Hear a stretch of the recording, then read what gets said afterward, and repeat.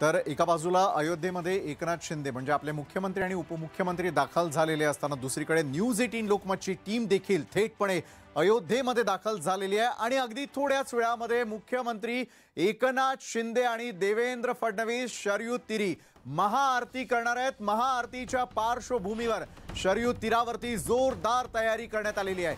शरयू घाटावरती शिवसैनिकांनी देखील मोठी गर्दी केलेली आहे। लक्ष्मण किल्ल्यावरती मुख्यमंत्री एकनाथ शिंदे यांना महंतांकडून धनुष्यबाण आणि गदा भेट म्हणून देण्यात आली। दरम्यान यानंतर मुख्यमंत्री शिंदे हे शरयू तीराकडे रवाना झालेले असून अगदी थोड्याच वेळात ते शरयू तीरावरती पोहोचणार आहेत। मात्र तत्पूर्वी न्यूज 18 लोकमतची टीम ही शरयू तीरावरती दाखल झालेली आहे। जी ताजी दृश्य आपण आपल्या टेलिव्हिजन स्क्रीनवरती पाहतोय, ज्या ठिकाणी शरयू तीरावरती आज मुख्यमंत्री आणि उपमुख्यमंत्र्यांच्या हातून शरयू तीरावरती महाआरतीचं आयोजन केलं गेलेलं आहे। शिंदे फडणवीसांच्या हस्ते शरयू तीरावरती ही महाआरती थोड्याच वेळात पार पडेल।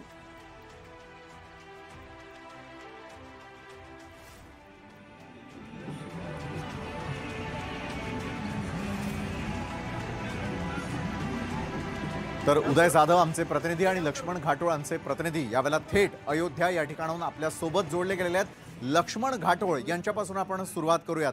लक्ष्मण, शरयू तीर जो आहे तो पूर्णपणे सज्ज झाल्याचं पाहायला मिळतं आणि अगदी काही क्षणामध्ये त्या ठिकाणी स्वतः मुख्यमंत्री दाखल होतील आणि शरयू तीरावरती महाआरतीचं आयोजन करण्यात आलेलं आहे। मुख्यमंत्री उपमुख्यमंत्र्यांच्या या दौऱ्याच्या पार्श्वभूमीवरती किती आणि कशी तयारी त्या ठिकाणी पाहायला मिळते?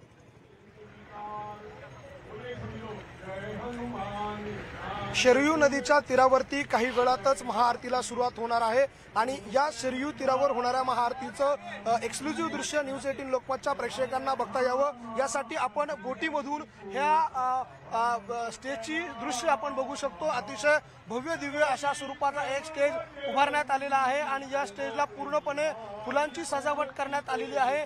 साधू महंत यायला सुरुवात झालेली आहे। अनेक नेते जे आहेत ते आता हळूहळू या व्यासपीठावर यायला लागले। ज्या ठिकाणी आरती होणार आहे त्या ठिकाणची ही दृश्य आपण बघतोय। त्या ठिकाणी पंचगंगेचं पाणी जे आहे ते त्या ठिकाणी आणण्यात आलं आहे। तो कलश त्या ठिकाणी लावण्यात आलेला आहे आणि त्या कलशाचं पूजन सुरुवातीला होईल आणि त्यानंतर या ठिकाणी हे मान्यवर आपल्याला पाहुणे दिसत आहेत, ते या ठिकाणी येतील, जलपूजन करतील। जलपूजन झाल्यानंतर वरच्या बाजूला आरतीसाठी हे सगळे पाहुणे आणि मान्यवर जातील आणि त्यानंतर या ठिकाणी शरयू नदीची महाआरती पार पडेल। मुख्यमंत्री एकनाथ शिंदे हे स्वतः महाआरतीसाठी या स्टेअरकेस ज्या बनवण्यात आलेल्या आहे त्या स्टेअरकेसवरती खाली उतरून या चौकातून या पुढच्या पॅसेजमधून महाआरती करतील। समोर दिसणारं हे जे पाणी आहे शरयू नदीचं, या शरयू नदीचं पाणी जे आहे ते माथ्यावरती घेतील आणि त्यानंतर जलपूजन करून शरयू नदीची महाआरती करतील। अनेक आखाड्यांचे साधू महंत देखील आता हळूहळू या ठिकाणी दाखल व्हायला सुरुवात झालेली आहे। मंत्रांचा उच्चार देखील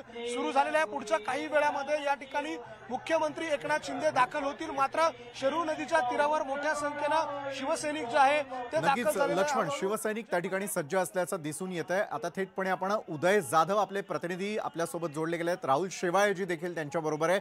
शरयू घाटावरती उदय जाधव यावेळेला आपल्या सोबत आहेत। उदय, शरयू तीर जो आहे तो संपूर्णपणे तयार झाल्याचं आपल्याला पाहायला मिळत आहे, तर दुसरीकडे संपूर्ण तयारी करण्यासाठी मुख्यमंत्र्यांचे सगळे विश्वस्त नेते देखील त्या ठिकाणी पोहोचलेले आहेत। राहुल शेवाळे आपल्या सोबत यावेळेला जोडले गेलेले आहेत। उदय, काय सांगाल? माझ्या मागे पाहू शकतो पूर्वतयारी म्हणते महाआरतीची, शरयू नदी किनारी महाआरतीची पूर्वतयारी सुरू झालेली आपल्याला इथे पाहायला मिळते आहे। जे मंत्र आहेत त्यांचं मंत्रपठण जे आहे ते सुरू झालेलं आहे। मोठ्या संख्येने महाराष्ट्र शिवसैनिक आलेले, लोकप्रतिनिधी देखील आलेले आहेत। शिवसेनेचे लोकसभा गटनेते राहुल शेवाळे आता आपल्या सोबत आहेत। राहुलजी, तुम्ही तर याआधी देखील अनेक वेळा अयोध्यामध्ये शरयू नदीच्या महाआरतीसाठी आलेला, आजची महाआरती आणि या आधीची महाआरती काय फरक? आजची महाआरती एक वेगळी महाआरती वाटते आणि आजच्या महाआरतीमध्ये पूर्ण उत्साह आणि आनंद दिसून येतोय। आपण बघाल की पूर्ण 2 दिवस या ठिकाणी एक भगवमय वातावरण झालंय, शिवसेनामय वातावरण झालंय आणि वंदनीय शिवसेना प्रमुख बाळासाहेब ठाकरे यांच्या आशीर्वादामुळे आज धनुष्यबाण असेल आणि शिवसेनेची संपूर्ण धुरा महाराष्ट्राचे मुख्यमंत्री आदरणीय एकनाथ शिंदे साहेबांकडे आलेली आहे आणि त्यामुळे एक उत्साहाचं आणि आनंदाच्या वातावरणात या ठिकाणी शरयू नदीला सगळेजण उपस्थित आहेत। आज आम्ही सर्वजण श्री रामलल्लाचं या ठिकाणी दर्शन घेतलेलं आहे. तर शरयू मातेचं पण दर्शन घेणार आहे, या ठिकाणी महाआरती करणार आहे आणि महाराष्ट्राच्या विकासाकरता आणि महाराष्ट्रातल्या प्रत्येक नागरिकाला वंदनीय शिवसेना प्रमुखांच्या स्वप्नातला महाराष्ट्र साकार करण्याकरता आम्हाला शक्ती मिळो, आशीर्वाद मिळो, याकरता आम्ही या ठिकाणी आज आरती करत आहोत. थोड्याच वेळात मुख्यमंत्री एकनाथ शिंदे इकडे येणार आहेत. मोठ्या संख्येने शिवसेनेने आज अयोध्येमध्ये दिवसभरामध्ये शक्ती प्रदर्शित केलेलं पाहायला मिळते. शिवसेनेला धनुष्यबाण देखील साधू संत महंतांनी आशीर्वाद म्हणून दिलेला आहे. काय सांगाल पुढची वाटचाल शिवसेनेची आता कशी आहे? पुढची वाटचाल अत्यंत चांगली असेल, कारण श्रीरामाच्या आशीर्वादामुळे या ठिकाणी एक शक्ती आम्हाला मिळणार आहे आणि त्या शक्तीच्या माध्यमातून बाळासाहेबांच्या स्वप्नातला महाराष्ट्र आम्ही घडवणार. एक महाराष्ट्र शिवसेना प्रमुख बाळासाहेब ठाकरेंच्या स्वप्नाला घडवणार असल्याचं सांगितलं जातं. आपण इथे मागे पाहू शकतो कशा प्रकारे एकूण नियोजन करण्यात आलेलं आहे. एक मोठ्या संख्येने शिवसैनिक जे इथे आलेले आहेत आणि या सर्व शिवसैनिकांच्या उपस्थितीमध्ये मुख्यमंत्री एकनाथ शिंदे आज शरयू नदीची महाआरती करणार आहेत. आपण इथे मागची दृश्य पाहू शकतो. महंत आता मंत्रपठण जे आहे ते करतात.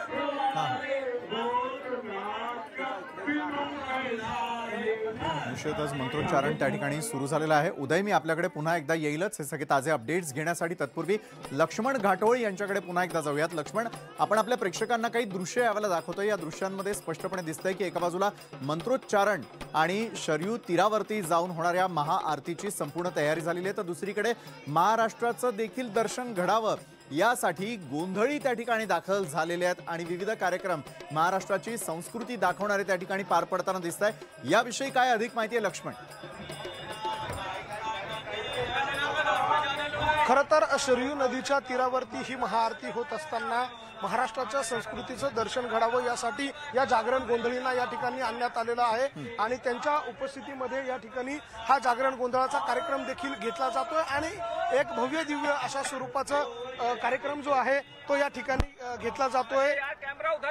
आपण ही दृश्य बघतोय की कशा पद्धतीनं या ठिकाणी शरयू नदीच्या काठावरती जलपूजन जे आहे ते देखील केलं जातील. त्यानंतर आपण जर दृश्यांमध्ये बघितलं तर वेगवेगळे जल लावण्यात आलेले आहे. त्याचबरोबर एक एक मान्यवर जे आहे ते या ठिकाणी येत आहे आणि हे मान्यवर आल्यानंतर त्यांचं स्वागत केलं जातं. जे VVIP मान्यवर आहे त्यांना बसण्यासाठी पूजनाच्या ठिकाणी मागे सोप्यांची व्यवस्था करण्यात आलेली आहे.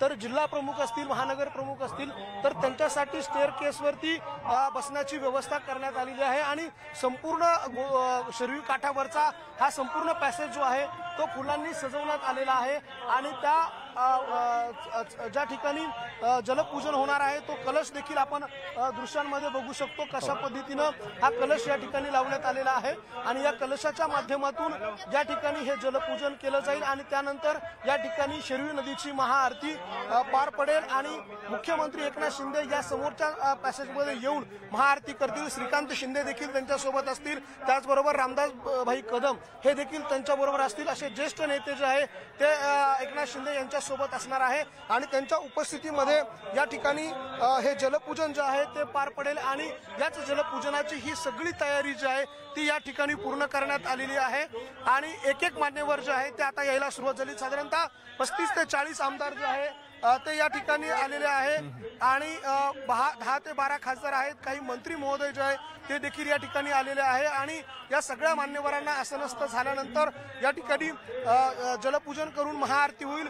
अयोध्येमध्ये असलेल्या वेगवेगळ्या आखाड्यांचे साधू महंत आणि पुजारी जे आहे ते या ठिकाणी येतील आणि त्यांच्या उपस्थितीमध्ये त्यांच्या मंत्रघोषांमध्ये या ठिकाणी पूजन होईल आणि मंत्रघोषातलं पूजन झाल्यानंतर या ठिकाणी महाआरतीचा जो कार्यक्रम आहे तो या ठिकाणी पार पडेल. अशा स्वरूपाचं नियोजन जे आहे ते करण्यात आलेलं आहे. पुढल्या काही क्षणामध्ये या ठिकाणी मुख्यमंत्री एकनाथ शिंदे यांचं आगमन या शरयू नदीच्या तीरावर होऊ शकतं.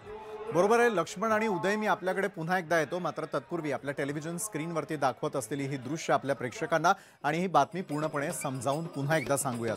शरयू तीरावरती जाऊन पोहोचलेली आहे न्यूज 18 लोकमतची टीम. अगदी काही क्षणामध्ये या ठिकाणी जलपूजन जे आहे ते पार पडणार आहे आणि जलपूजन जे आहे ते ज्या शरयू तीरावरती पार पडत आहे तिथल्या मंडपाची आपण ही सगळी दृश्य यावेळेला पाहतोय. तर दुसरीकडे शरयू तीरावरती भक्तीचा महापूर देखील पोहोचल्याचा आपण पाहतोय. प्रत्येक क्षणाचे एक एक अपडेट्स जे आहेत ते आम्ही आपल्यापर्यंत पोहोचवत राहणार आहोतच। तत्पूर्वी या क्षणाला येणारी सगळ्यात मोठी आणि महत्त्वाची बातमी आपल्या टेलिव्हिजन स्क्रीनवरती ती म्हणजे लक्ष्मण किल्ल्यावरती मुख्यमंत्री एकनाथ शिंदेंचं महंतांकडून जंगी स्वागत करण्यात आलेलं होतं। तसंच लक्ष्मण किल्ल्यावरील महंतांकडून मुख्यमंत्री एकनाथ शिंदेंना धनुष्यबाण आणि गदा भेट म्हणून देण्यात आलेली आहे। राम, लक्ष्मण आणि सीता मातेची पितळेची मूर्ती देखील शिंदेंना भेट म्हणून देण्यात आलेली आहे।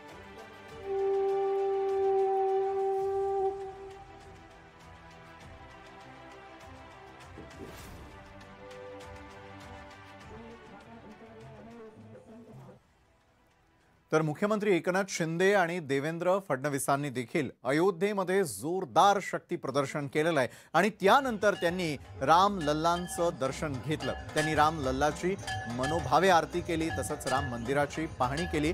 मुख्यमंत्री शिंदे आणि देवेंद्र फडणवीसांनी या ठिकाणी संपूर्ण पाहणी केली। तसंच संध्याकाळी म्हणजे अगदी काही क्षणामध्ये शिंदे आणि फडणवीस हे शरयू तीरावरती महाआरती करण्यासाठी दाखल होत आहेत। शिवसेनेचे मंत्री आणि भाजपच्या मंत्र्यांनी देखील राम लल्लांची मनोभावे आज पूजा केली। अयोध्येमध्ये येऊन राम लल्लाची पूजा करून मोठं समाधान मिळाल्याची भावना मुख्यमंत्री शिंदेंनी बोलून दाखवली। तर राम लल्लांचं दर्शन घेतल्यानंतर मिळालेली ऊर्जा, प्रेरणा घेऊन आम्ही महाराष्ट्रात जाऊ, महाराष्ट्र कसा सुजलाम सुफलाम होईल यासाठी देखील प्रयत्न करू असं मुख्यमंत्री शिंदेंनी म्हटलं। बळीराजावरचं संकट दूर व्हावं, राज्यातील जनतेच्या आयुष्यात सुखाचे आणि समाधानाचे, आनंदाचे दिवस यावेत हीच मागणी राम लल्लांच्या चरणी केल्याचं मुख्यमंत्र्यांनी सांगितलं। एक काळ असा होता की इथे यायचो, मंदिर वही बनाएंगेचा नारा द्यायचो, आज मंदिर तयार होतंय हे पाहून समाधान वाटतंय असं देवेंद्र फडणवीस यांनी म्हटलं। मंदिर पूर्ण झाल्यानंतर पुन्हा एकदा दर्शनासाठी येणार असल्याचंही उपमुख्यमंत्री फडणवीसांनी आवर्जून सांगितलंय। बहुत ही खुशी हुई, समाधान हुआ, आनंद हुआ। यहाँ पर राम मंदिर में दर्शन हुआ है, राम मंदिर निर्माण का काम भी देखा है। बहुत ही एक अलग वाइब्रेशन यहाँ पर महसूस हुआ है। राम लल्ला के दर्शन में आरती भी की, बहुत बड़ी खुशी हुई है, समाधान भी हुआ है, आनंद भी हुआ है। मुख्यमंत्री बनने के बाद पहली बार आया और धनुष्यबाण को भी लेकर आया। प्रभु रामचंद्र जी को सब पता है, उन्हीं के आशीर्वाद से तो धनुष्यबाण भी मिला है पार्टी को। और हमारे जो किसान है, जो उनको सुख में, उनके दुख में, सभी लोगों की, जो महाराष्ट्र की जनता है उसके जीवन में बदलाव हो, सुख शांति समृद्धि आए, महाराष्ट्र सुजलाम सुफलाम हो जाए, महाराष्ट्र के ऊपर के सभी अरिष्ट संकट आपदा दूर हो जाए, यही। तर मुख्यमंत्री एकनाथ शिंदेंचा अयोध्या दौरा चर्चेत असताना अचानकपणे देवेंद्र फडणवीसही अयोध्येमध्ये पोहोचले। यामागे काही राजकीय समीकरण आहे की अजून काही, या सगळ्या चर्चा त्यानंतर लगेच सुरू झाल्या। माझं राम जन्मभूमीशी नातं आहे, राम लल्लांचं दर्शन घेण्याची इच्छा माझ्या मनामध्ये होतीच असं स्पष्टीकरण फडणवीसांनी यावेळेला दिलं। त्यांचं कामच आहे टीका करणं, त्यांना कदाचित आस्था नसेल, आम्हाला आस्था आहे। आणि प्रभू श्रीराम हे एक असं व्यक्तिमत्व आहे की ज्यांनी राज्यकारभार कसा चालवावा हे आपल्याला सांगितलं। गांधीजींची संकल्पना काय होती? रामराज्याची संकल्पना होती। मग रामराज्याची संकल्पना जर राबवायची असेल तर रामाचं दर्शन तर घेतलंच पाहिजे। 100% नैसर्गिक युती आहे। बाळासाहेबांच्या विचाराची जी शिवसेना आहे ती आज या ठिकाणी आपल्याला पाहायला मिळते आहे। वारसा हा जन्माने नाही, तो विचाराने मिळतो, हेच एकनाथ शिंदेंनी दाखवून दिलं आहे।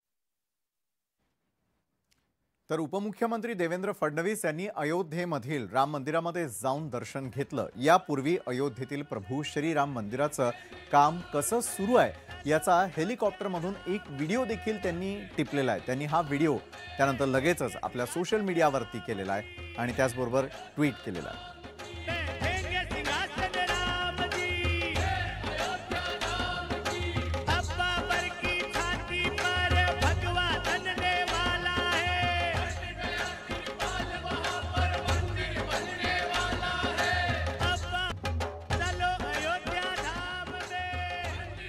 ब्रेक नंतर आपल्या सगळ्यांचं पुन्हा एकदा स्वागत। अयोध्येमध्ये सुरू असलेल्या महत्त्वाच्या घडामोडींवरती आपली नजर असेलच, मात्र त्यापूर्वी एक महत्त्वाची बातमी येते राज्यातून आणि ती म्हणजे ऐन उन्हाळ्यात पुण्यामध्ये जोरदार पावसानं हजेरी लावलेली आहे। संध्याकाळी 5 वाजेच्या सुमाराला अचानकपणे तुफान पावसाला सुरुवात झाली आणि पुण्यात वादळी वाऱ्यासह जोरदार पाऊस बरसला। अचानकपणे आलेल्या या पावसामुळे पुण्यातील नागरिकांची मात्र तारांबळ उडाली आहे। पुण्यात पुन्हा एकदा पावसाने लोकांची तारांबळ उडवलेली आहे। आता आपण कोथरूडच्या या कर्वे पुतळा चौकात आहोत। पाहू शकतो कशा पद्धतीने इथं पावसाचं पाणी साचलेलं आहे। इथंच खरं तर भाजपची सावरकर सन्मान यात्रा होती। भर पावसात ही यात्रा निघाली आणि इथून ती पुढे गेलेली। आता चंद्रकांत पाटीलही भर पावसात यात्रेत सामील होण्यासाठी निघालेले आहेत। हे पाऊस असूनही भाजपची सन्मान यात्रा थांबली नाही। यासाठी खरं तर भाजपच्या कार्यकर्त्यांचं कौतुक केलं पाहिजे। तरीही पाऊस काही थांबलेला नाही। आता कुठे पावसाची थोडी उघडीप आहे, पण या अवेळी आल्या पावसानं पुन्हा एकदा पुणेकरांनी तारांबळ उडवलेली आणि रस्त्यावर पाणीच पाणी झालेलं आहे। व्हिडिओ जर्नलिस्ट गणेश कदमसह चंद्रकांत गुंजे, न्यूज 18 लोकमत, पुणे।